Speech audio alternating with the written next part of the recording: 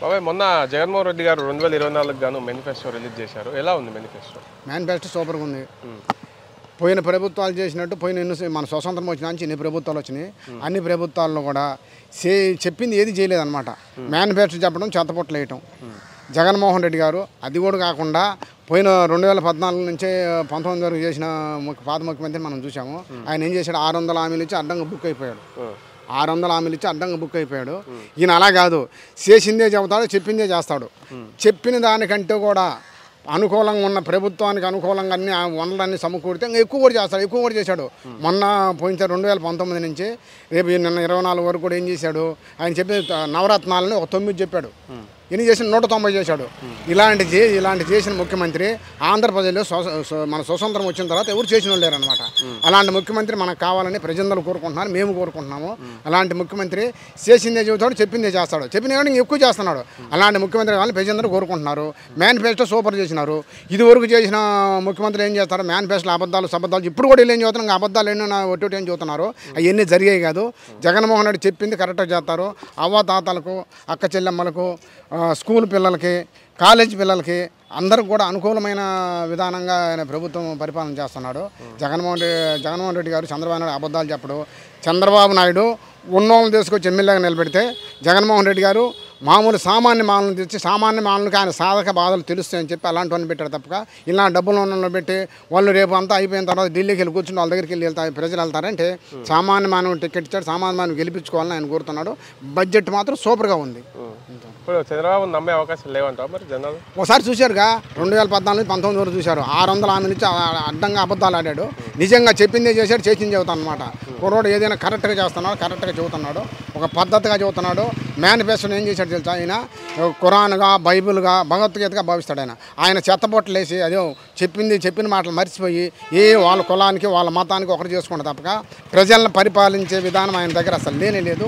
ఒక పద్ధతిగా, ఒక నీతిగా, నిజాయితీగా ప్రభుత్వాన్ని చేస్తాను జగన్మోహన్ రెడ్డి గారు. గ్యారెంటీగా 101.75గా చేస్తున్నాడు. గ్యారెంటీగా ఓట్లు జనాలు వేస్తారు. జనాలు నమ్ముతున్నారు. నమ్మినోడికి మాత్రం అబద్ధాలు చెబితే ఒకరో 2 రోజులు ఉంటుంది. కానీ ఎవరెవరో పిచ్చోళ్ళు నమ్ముతారు. కానీ నిజమైన వాళ్ళు, నిజమైన ఓటర్లు, నిజంగా తెలిసిన వాళ్ళు ఎవరు కూడా చంద్రబాబు నాయుడుకి ఓటేసే పరిస్థితి లేదు. జగన్మోహన్ రెడ్డి గారు గ్యారెంటీగా వేస్తే గెలిపిస్తారు. చూడండి, రేపు మే నెల 13వ తారీఖు ఓట్లు, మే నెల జూన్ 4వ తారీఖు ఓటింగ్ ఉంటుంది. గ్యారెంటీగా జగన్మోహన్ రెడ్డి గారు గెలుస్తాడు. ఎటువంటి సందేశం మీకు లేదు. వాళ్ళు ఏంటంటే నియోజకవర్గంలో రావడానికి డబ్బులు ఖర్చు పెడతాకు వచ్చారు. డబ్బులు ఖర్చు పెట్టేసి ప్రలోభాలు పెట్టి ప్రలోభాల ద్వారా గెలవాలనే కాన్సెప్ట్తో వచ్చారు వాళ్ళు. మేమేంటంటే జగన్మోహన్ రెడ్డి గారు ఏదైతే హామీలు ఇచ్చి సంక్షేమ పథకాలు ప్రవేశపెట్టారో ఆ సంక్షేమ పథకాలు ప్రజల్లోకి ఉన్నాయి కాబట్టి ఆ సంక్షేమ ప్రభుత్వం ద్వారా మేము ప్రజల్లోకి వెళ్ళి ఓటు అడుగుతున్నాం. ఈ రోజున ప్రతిసారి ఎవరు మాట్లాడుకున్నా బ్యాంకులో దోపిడీ చేశారు, అది చేశారు, ఇది చేశారు అని చెప్పుకొస్తారు. సోషల్ మీడియా వేదికగా బీజేపీ సోషల్ మీడియా వారు ఏం చెప్తున్నారంటే, మేము డబ్బులు ఎలా సంపాదిస్తాం మీకెందుకు, మేము ప్రజలకు న్యాయం చేయాలి, ప్రజలకు సేవ చేయాలనుకుంటున్నాం. ఆ డబ్బు ఎలా సంపాదించినా మీకు ప్రజల కోసమే ఖర్చు పెట్టడానికి అని చెప్పి చెప్పుకొస్తున్నారు. దీన్ని ఎలా చూస్తారు మరి? ప్రజలు డబ్బు దోచేసి ప్రజలకి ఖర్చు పెడుతున్నారు. వాళ్ళకి కష్టపడే పెట్టట్లేదు కదండి. అది ప్రజలు ఏమన్నా అప్పలంగా ఉన్న సంపాదించిన సొమ్ము కాబట్టి వాళ్ళు కూడా శుభ్రంగా తీసుకొని జగన్మోహన్ రెడ్డి సంక్షేమ పథకాలు పెట్టాడు కాబట్టి ఈరోజు ఎంత దోచుకుంటే అంత మళ్ళీ ఆయన చేసుకుంటాడు. అందుచేత ఏంటంటే ఇప్పుడు ప్రజలు కూడా నమ్మే పరిస్థితులు లేరు. ఎందుకంటే సంక్షేమ పథకాలు ఉన్నాయి.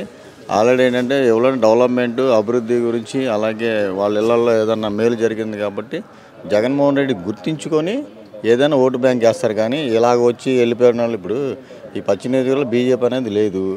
వాళ్ళు ఏంటంటే ఇది కసిగా వేసి నించోబెట్టి ఏదో సాధించాలనే ఉద్దేశం మీద ఉన్నారు తప్ప కేవలం ఏంటంటే వాళ్ళ అలయన్స్లో ఎంతోమంది ఇతర పార్టీ వాళ్ళు సీట్ అడిగినా కూడా కేవలం బీజేపీ ఇవ్వడానికి కారణం ఏంటి, ఇక్కడ ఒక మైనార్టీ వర్గం వ్యక్తి, ఒక లేని వ్యక్తి, మధ్యతరగతి కుటుంబానికి సంబంధించిన షేక్ ఆసిఫ్ గారు పోటీ చేస్తున్నారు. మరి అలాంటి వ్యక్తి మీద అంత పెద్దని తీసుకొచ్చి అదే పెద్ద స్థాయిలో నుంచి ఉంటే అలా నించోగలుగుతారు వాళ్ళు? తప్పు కదా. అది వాళ్ళు కావాలని బలవంతం తీసుకొచ్చి దిద్దేసి ప్రజలను ఏంటంటే అయోమయం గురి చేసి ఏంటంటే ఇది పశ్చిమ నియోజకవర్గంలో బీసీ అంటే బడుగు బలహీన వర్గాల నియోజకవర్గం ఎక్కువ శాతం ఏంటంటే ప్రలోభాలు పెట్టి ఏదో గెలవాలనే ఉద్దేశం మీద వీళ్ళు వచ్చారు. ఎంత శాతం ఉన్నారు వాళ్ళు ఓట్లు వస్తారు ఇక్కడ? వాళ్ళకి అంత పర్సెంటేజ్ ఓటింగ్ కూడా లేదు. ఈ 3 నియోజకవర్గాలు ఏవైతున్నాయో పశ్చిమ, తూర్పు, సెంట్రల్, ఈ 3 కంటే కూలీలు ఎక్కువ ఉన్న ప్రాంతం ఏదైనా ఉందంటే పశ్చిమ. మరి కూలీలు డబ్బులకు అమ్ముడుపోయే అవకాశాలు ఉన్నాయంటారా? మరి ఇప్పుడు కూలీలు అమ్ముడుపోయినా వాళ్ళ భవిష్యత్తు చూసుకుంటారు కదా, పిల్లల భవిష్యత్తు ఉంటుంది, తర్వాత వాళ్ళకి వచ్చే పథకాలు ఉంటాయి. ఈ రోజు ఇచ్చి వాళ్ళు 2000, 3000 తీసుకొని ఓటేస్తే రేపు రోజున వాళ్ళకి సంక్షేమ పథకాలు అనేది ప్రవేశపెట్టేది జగన్మోహన్ రెడ్డి గారు. మరి వాళ్ళు అనిపించుని ఉంటాయి, అవి గుర్తుంటాయి వాళ్ళకి ఓటేసేటప్పుడు.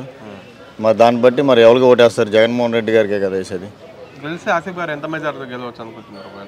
మేము ఏంటంటే అంచనా వేసుకోవడానికి ఏంటంటే మినిమం ఒక 15-20 మినిమం అంచనా వేసుకుంటాం. మా అంచనా ప్రకారం 10-20. మేనిఫెస్టో అనేది పోయిన గత 5 ఏళ్ల కంటే కూడా ఇప్పుడు ఇంకా చాలా బాగుందండి. మంచి మేనిఫెస్టో లేదు. దీనివల్ల మాకు వైసీపీకి ఇంకా ఒక మళ్ళీ ఒక దానికంటే ముందు దానికంటే ఈ మేనిఫెస్టో చాలా బాగుంది, చాలా బాగా వచ్చింది.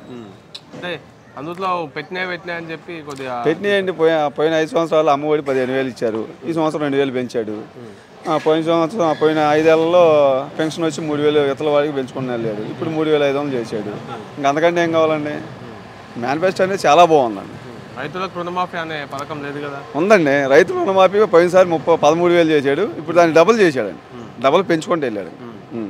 అంటే రుణమాఫీ లేదు, ఓన్లీ రైతు భరోసా అనేది మాత్రమే పెట్టిర్రు. రుణమాఫీ ఉంటే బాగుంటుంది అని. రుణమాఫీ అనేది చేయటం చాలా కష్టం సార్. ఏ ముఖ్యమంత్రి వచ్చినా అది చేయలేని వాగ్దానాలు జగన్మోహన్ రెడ్డి గారు చెప్పలేరు. అందుకని అది అవగాహన పని కాబట్టి ఆయన చెప్పలేదు. అధికారంలో రావడానికి 100 అబద్ధాలు చెప్తారు. 100 అబద్ధాలు మనకు వద్దండి. మనకు కావాలి, మనం చేయగలిగిందే మనం చెప్దామని చెప్పాడు మేనిఫెస్టో. మళ్ళీ అవన్నీ చేస్తారంటావా గెలిస్తే? 100% చేస్తారు. పూజగా తప్పకుండా ఏ ఒక్క పథకం కూడా ఆపకుండా అన్నీ చేస్తారు. మరి అధికారంలోకి వస్తే ఎన్ని సీట్లతో అధికారంలోకి వస్తారు జగన్? 118 నుంచి 120 సీట్లు వస్తాయి. 118 అసెంబ్లీ, పార్లమెంటు 22 వస్తాయి. అధికారంలోకి అయితే వస్తాడు. 100% వస్తారు. ఈ పశ్చిమలో సుజన్ చౌదరి అని పోటీ చేస్తుంది. మరి ఎలా ఉంది వారి పనితీరు, ఎలా ఉండబోతుంది? గెలుస్తాడంటారా? మరి అతను లోకల్ క్యాండిడేట్ కాదండి. అవుట్ ఆఫ్ ఢిల్లీ, హైదరాబాద్లో ఉంటాడు అతను. మేము ప్రతి ఇంటికి గడప గడప తిరిగేటప్పుడల్లా సుజనా చౌదరికి ఓటేస్తే ఢిల్లీకి వెళ్ళాలి. మనం ఏ అప్లికేషన్ కావాలని ఫిలప్ చేసుకొని సంతకానికి వెళ్ళాలని ఢిల్లీ వెళ్ళాలి. పొద్దాక సామాన్యులు ఢిల్లీ వెళ్ళాలంటే కష్టం కదా. లోకల్ అభ్యర్థిని చూడాలని చెప్తున్నాం. ఆసిఫ్ గారు 100% గెలుపు. 10,000 ఇస్తాడంట ఆయన. మరి 1,00,000 ఇచ్చుకున్నా గెలవడండి. ఓటుకు 1,00,000 ఇచ్చినా కూడా గెలవడం. ఎందుకు? ఆ సమస్య లేదు. అతను లోకల్ కాదండి. లోకల్ క్యాండిడేట్ ఆసిఫ్ గారు. దేంట్లో సమస్య లేదు. ఆసిఫ్ గారు అసలు మేము ఓటు డబ్బులు ఇవ్వని ఆసిఫ్ గారు ఇన్ని గ్యారెంటీ. ఎంత రావచ్చు మెజార్టీ? 20,000 నుంచి 25,000 వరకు వస్తుంది. పద్ధతిగా చెబుతున్నాడు. మేనిఫెస్టోని ఏం చేశాడు తెలుసా? ఆయన ఖురాన్గా, బైబిల్గా, భగవద్గీతగా భావిస్తాడు. ఆయన చెత్తబొట్టలు వేసి అదే చెప్పిన మాటలు మర్చిపోయి వాళ్ళ కులానికి వాళ్ళ మతానికి ఒకరు చేసుకుంటారు తప్పక ప్రజలను పరిపాలించే విధానం ఆయన దగ్గర అసలు లేనే లేదు. ఒక పద్ధతిగా, ఒక నీతిగా, నిజాయితీగా ప్రభుత్వాన్ని చేస్తున్నాడు జగన్మోహన్ రెడ్డి గారు. గ్యారెంటీగా 175గా చేస్తున్నాడు. గ్యారెంటీగా ఓట్లు జనాలు వేస్తారు. జనాలు నమ్ముతున్నారు. నమ్మినోడికి అతను అబద్ధాలు చెబితే 1 రోజు 2 రోజులు ఉంటుంది. కానీ ఎవరెవరో పిచ్చోళ్ళు నమ్ముతారు. కానీ నిజమైన వాళ్ళు, నిజమైన ఓటర్లు, నిజంగా తెలిసిన వాళ్ళు ఎవరు కూడా చంద్రబాబు నాయుడుకి ఓటేసే పరిస్థితి లేదు. జగన్మోహన్ రెడ్డి గారు గ్యారెంటీగా వేస్తే గెలిపిస్తారు. చూడండి, రేపు మే నెల 13వ తారీఖు ఓట్లు, మే నెల జూన్ 4వ తారీఖు ఓటింగ్ ఉంటుంది. గ్యారెంటీగా జగన్మోహన్ రెడ్డి గారు గెలుస్తాడు. ఎటువంటి సందేశం మీకు లేదు.